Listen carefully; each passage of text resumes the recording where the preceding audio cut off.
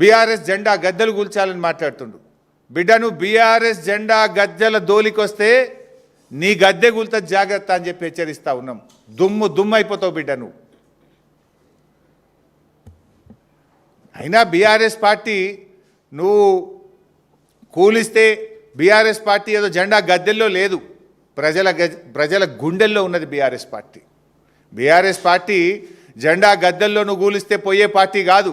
తెలంగాణ ప్రజల గుండెల్లో పుట్టిన పార్టీ బీఆర్ఎస్ పార్టీ, ప్రజల హృదయాల్లో ఉన్నటువంటి పార్టీ బీఆర్ఎస్ పార్టీ.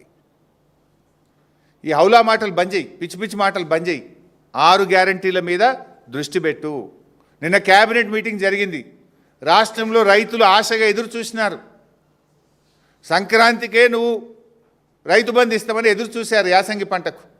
సరే సంక్రాంతికి ఇయ్యలేదు, నిన్న క్యాబినెట్ మీటింగ్లోనైనా రైతు బంధు ఇస్తావేమోనని ఎదురు చూసిన రైతులకు నిరాశ మిగిలింది. అరేగా ఎరువుల కొరత ఉంది, దాని మీద ఏమైనా క్యాబినెట్ మాట్లాడుతుందేమో అనుకున్నాం. రైతు బంధు గురించి ఒక ప్రకటన వస్తుందని ఎంతో ఆశగా ఎదురు చూశారు రైతులు. కానీ మేడారంలో జరిగిన క్యాబినెట్ మీటింగ్లో రైతు బంధు ఊసే లేదు, ఎరువుల కొరత గురించి చర్చే లేదు.